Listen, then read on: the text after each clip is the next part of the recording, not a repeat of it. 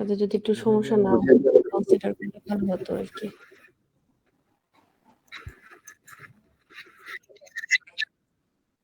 শেষ করে দিন, সমস্যা নেই। এইটুকু একটু অফ রেখা কালকে আবার ইনশাল্লাহ ইয়ে করবো। তাহলে দেখেন এই যে ডু ইট স্লো, হ্যাঁ, ডু ইট স্লোতে আপনি কি করবেন, এক্সপ্লেইন করে। ও আচ্ছা আচ্ছা, সরি, দাঁড়ান একটু।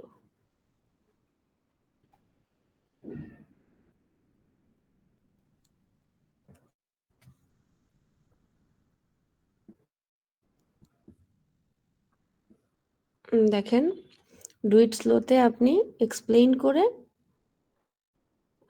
আপনার লার্নারদের আর কি বুঝাবেন। তারপর ডু ইট টুগেদারে কি হবে, ইনভলভ দ্য লার্নার, দেখেন লেখাই আছে involve the learner. That means আপনিও করবেন, লার্নারদেরকে ইনভলভ করবেন, বলবেন আমিও করতেছি তোমরাও করো আমার সাথে সাথে। আর অফ ইউ গো বা প্র্যাকটিসে কি করবে, জাস্ট লার্নাররা করবে।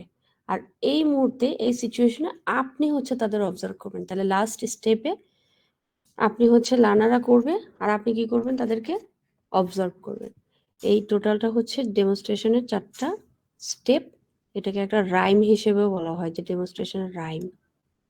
ওকে, এই হচ্ছে ডেমনস্ট্রেশনের 4টা ধাপ। তাহলে কোন ধাপে কি করবেন এটা একটু ইয়ে করবেন, মনে রাখবেন, কারণ অ্যাসেসর আপনাকে থামায় থামায় জিজ্ঞেস করবে।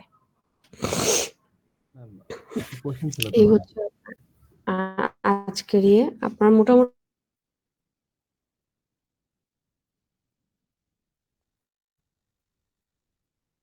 পড়ে ফেলছি, বেশি কিছু নাই, কিন্তু আজকে কিছু মনে করেন না স্যার।